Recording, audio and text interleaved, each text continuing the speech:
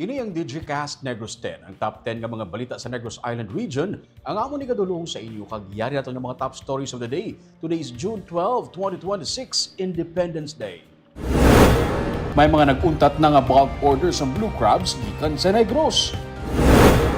DILG nagapaandam sa mga punong barangay nga wala nagasunod sa clearing operation. Babayi, ginhanot sa baseball bat sang 11th partner, pati amay nga senior citizen, ginhanot man. Mga modern day heroes, ginpasalamatan sa Independence Day. Kahit sa Good Vibes Weekend, lagaw ta sa Strawberry Farm sa tripping ni Romeng. Inatanan sa DigiCast Negros 10.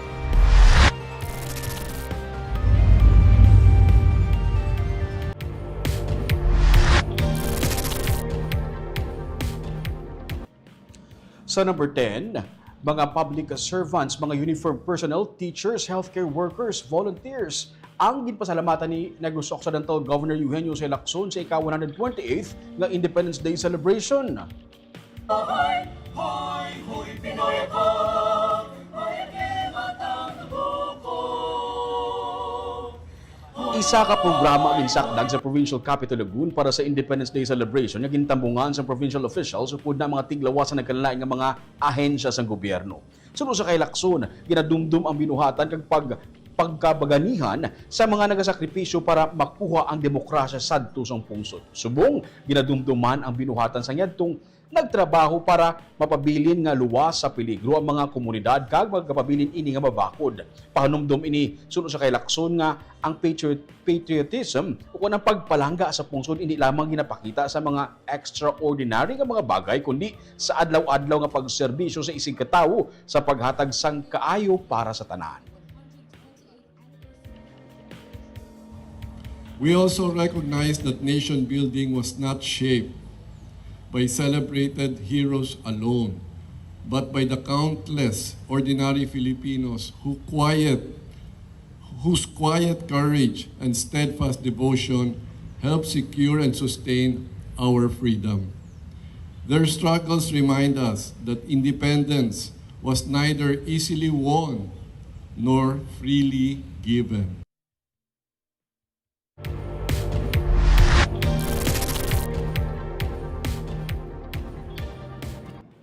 Sa number 9, mga tupad balay nagbinuligay para mapatay ang kalayo sa nagakasunog na balay sa Sipalay City. Ang mga tupad balay nagbinuligay paagi sa Bucket Brigade doon pagpasapasa sa mga balde nga may unod nga tubig agud mapalong ang kalayo nga naglamon sa isa ka balay sa syudad sa Sipalay. 30 minutos lang nga nakahalin ang tagbalay nga si alias Rang sa iya nga puluyan sa Purok 3 Barangay 2 sa Sipalay City agud mag-obra sa nag-ibwal ang kalayo. Magamay ang dalan pasulod sa balay gani may kabudlayan ang mga bumbero apang ilagin pangitaan pamaagi nga ma-penetrate ang nagakasunog nga balay. Kinsiling ni Fire Officer 1 Dennis Villarma, ang fire arson investigator sa Sipalay City Fire Station, dako ang bulig sang mga pumuluyo sa badasig nga pagpatay sa sunog para ang pang-investigasyon sa gintunaan sang kalayo nga nagdangat ang kahalitan sa 360,000 pesos. Wala sa may nasamaran sa insidente. Sunod ko, ang kaya sa sunod lang gid ang balay-balay. Tapos ang iyang dalan is daw sa lang ka taong makaagi or mga 1 meter lang ang kalapad doon. Ano na nga bigla siguro. Hindi naman dito sa car hazard eh, nang mahanapot naman si Japon pang hospital ang pang fire truck magyan na ta. Pero okay naman kung remedyahan naman to paagi sa ilagid balay. Dako gid ang mabulig sa mga tao mga aras sa tupad mga balay nampa. Kay sila din naman mga first responder natin mo kay samtang wala pa kami sila lang danay bla kung makaya i-bracket brigade i-anan gid ma'am.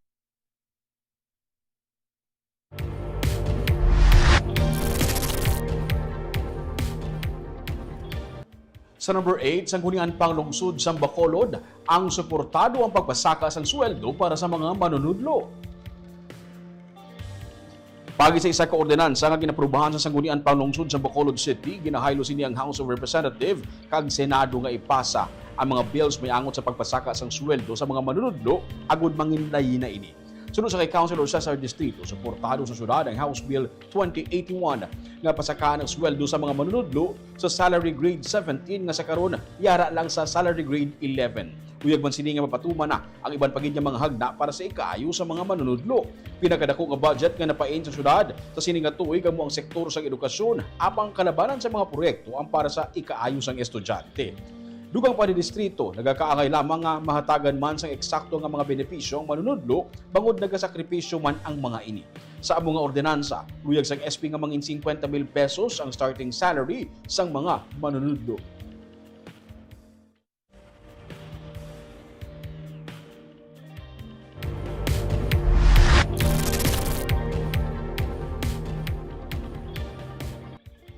Sa number 7, pulis nga nagpasalig sa isa ka aplikante nga makasulod siya sa PNP kabaylo sang kwarta, ginpasakaan na sang kaso.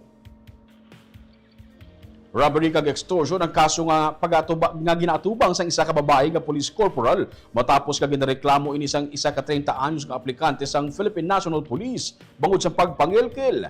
Iniging kumpirma ni Bacolod City Police Office Director Police Colonel Eugene Rebadomia. 10,000 pesos ang unang nga ginbayad sang aplikante sa pulis kag nanukot pagid ini sang dugang nga 40,000 pesos agud makasulod sa recruitment. Sang nagpagwa ang PNP sang listahan sa mga nakapasar sa neurological examination, wala madala ang ngalan sang complainant rason nga nagreklamo na siya. Dugang pa ni Rebadomia, hindi man taga Bacolod ang complainant apang sa Police Station 4 ini nagreklamo rason nga ginlobby sa BCPO ang kaso. Natukiban sa Police Regional Office Negros Island Region na assign ang natungdan nga pulis. Nagapahanumdum naman ang director sa mga aplikante nga likawan ang mga illegal nga pamaagi agud makasulod sa PNP kag magsalig lamang sa ila kaugalingon nga kapasidad kag dokumento. Sa karon, ginpaidalom na sang PRO NIR sa restrictive custody ang nasambit nga police corporal kag ginpasurrender ang iya nga armas samtang nagapadayon pang investigasyon sa iya nga kaso. Sa tanan nga aplikante sa Bacolod City nga ay gina-recommend yun na yan nato. Kaya ato na mo naman ang i-recommend na para i-continue ng processing pero wala na yung capacity nga magpasunod sang isa ka aplikante.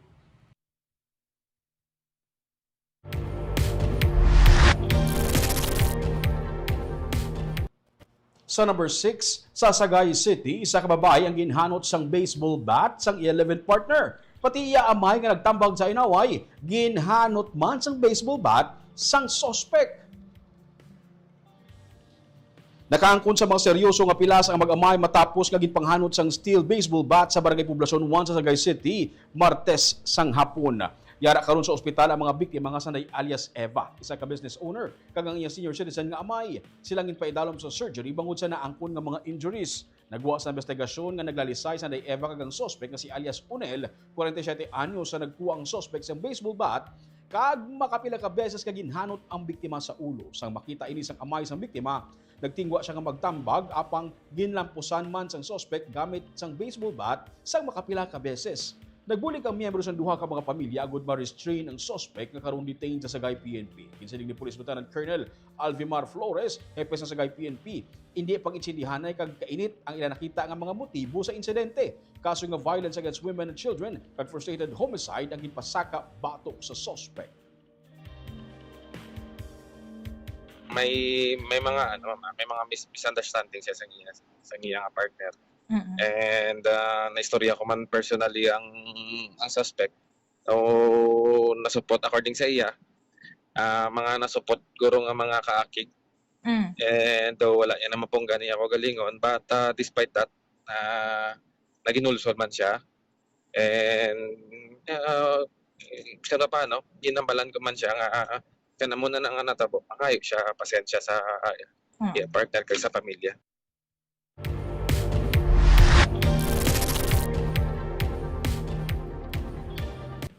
Sa number 5, mag-abyan ang patay matapos mabungguan sang autong ilagay ng sakyan nga tricycle. Nabungguan sang Toyota Vios ang ginasundan nga tricycle sa dalan nga sakop sang Purok 2 sa Barangay Tuyong, Banwa sang Kawayan, Miyerkules sang gabi. Bangod sang impact, nakaangkon sang serious injuries ang driver sang tricycle kag gikilala kay alias Dolfo, 40 anyos kag iya pasahero nga si alias JR, 59 anyos, pareho nga residente sa Barangay Tuyong. Silang gideklarar nga dead on arrival sa Kawayan District Hospital. Nagwa sa investigasyon nga padulong sa norte sa pareho man nga lane ang tricycle kag nagasunod sa likod ang auto. Apang gulpi lang nga nabungbuan sa auto ang pangulihi nga bahin sa tricycle. Gindala sa Kawayan PNP ang driver sa auto naging kilala kay alias Bert, 33 anyos kag residente sa Barangay Tuyong. Base sa report sa PNP, wala sang driver's license ang driver sa auto.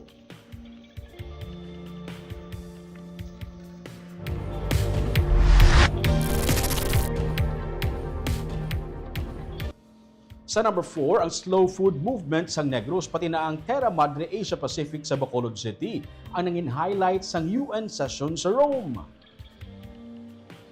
Sa 181st Special Session sa United Nations Food and Agriculture Organization naging patigayon sa Rome sa June 10, ang slow food movement sa Negros ug ang Terra Madre Asia Pacific sa Bacolod ang na-highlight.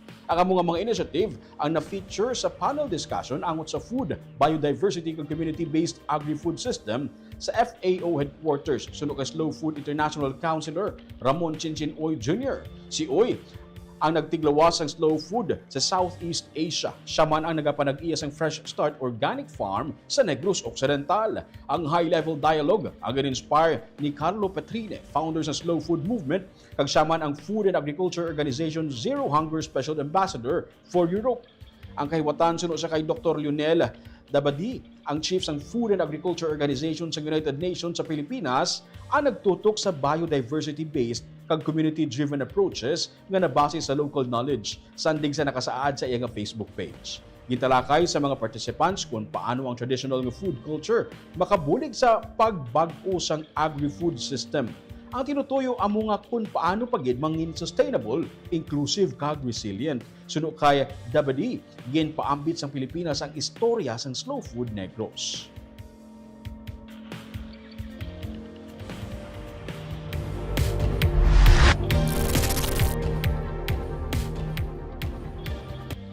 Sa number 3, ang DILG Bacolod nagapaandam sa mga punong barangay nga wala nagapatuman sang road clearing operation. Handa nga mag-recommend ang Department of the Interior and Local Government sa Bacolod City sa Legal Office nga pasakaan sang kaso administratibo ang mga punong barangay sa syudad nga non-compliant sa road clearing operation. Ining suno sa kay DILG Bacolod City Director Christian Nagaynay. Suno sa iya, may pila ka mga punong barangay ang makapila na ka beses nga ginhatagan sa memorandum kag wala ini nagasabat sa DILG. Kutob sa mga mapaslawan ang pasakaan sa kaso administratibo o kriminal pagi sa City Legal Office. Wala pa man may ginhingadlan nga punong barangay ang DILG apang may pila ka mga barangay sila nga nakit-an nga wala nagasunod sa pagpatuman sa road clearing. Ang punong barangay sa Barangay 16 ang nangin una nga napasakaan sang kaso sa City Legal Office matapos nga nagpatukod ini sang Vendo Car Wash sa dalan naging clear na sang syudad.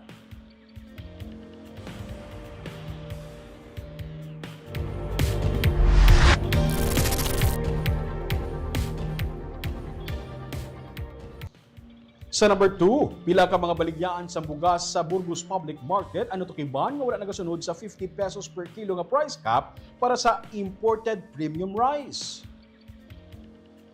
Inisunod sa kay Department of Agriculture Negros Island Region Director Jose Albert Barogo base sa ilang follow-up monitoring nga ginpatigayon sa tung Huwebes nga adlaw. Sunod kay Barogo, sa among follow-up monitoring, ang mga rice retailers sa Libertad kag Central Market ay nagasunod na sa 50 pesos kada kilo nga price ceiling sa premium nga mga imported nga bugas nga damlag pa ginpatuman ni President Ferdinand Marcos Jr. paagi sa executive order.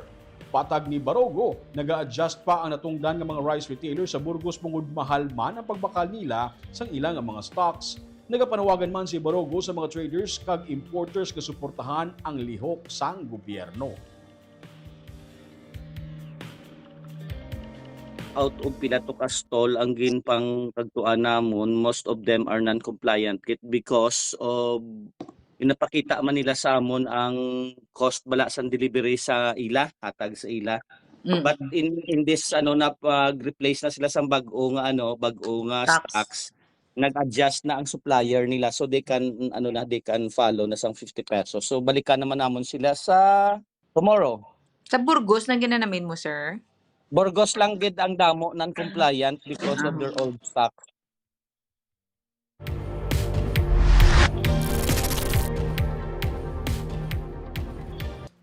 Kag sa numero 1 sa mga balita subong nga adlaw.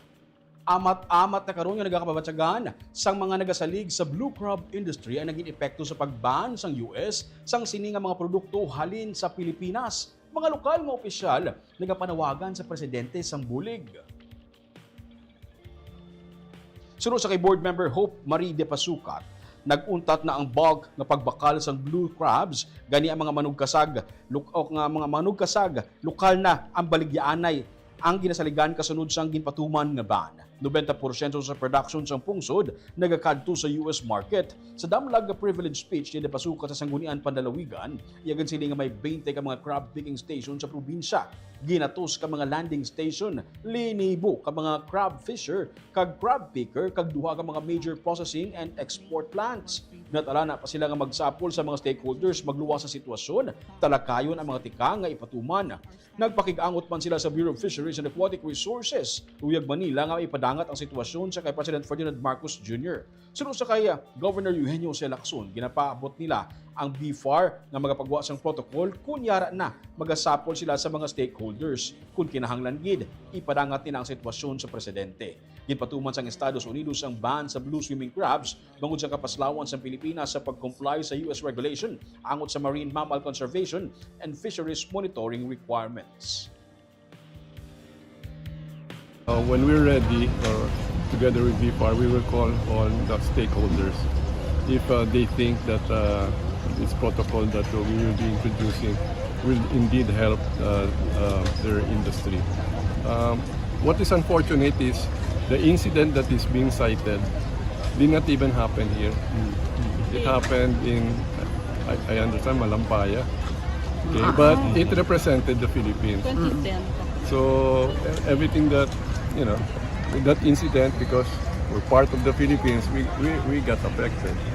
So of course we will, if we need to ask Malacanang, then maybe we can do that, no? Stock buying na kita eh. So, ang aton mga manugkasag, on their own na lang nga baligya.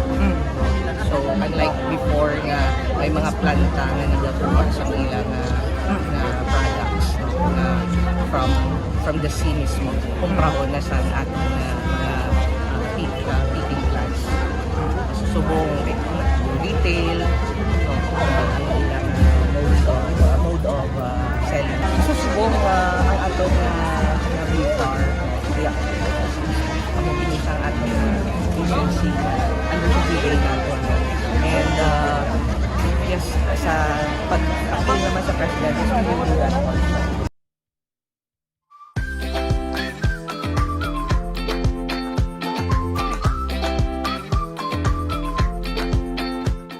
Kagyari naman ang pangbabalon sa inyo namon yung pang good vibes. Sini nga weekend. A long weekend. Wala ka sa gimuon kapag kita ka something productive, something new. Bag po naman nga hilimuon. Nagibalo ka mo bala nga may arasan? Strawberry Farm. Diri sa Negros. Pero anis ka makalapot sa Strawberry Farm, kinahanglan mo anay magsakay sa tram line pakadto diri. Di pala, makakuha ka na sa strawberries, makasakay ka pa sa tram line. Ini naman ang katuan tapuas sa tripping ni Roming at 8 a.m.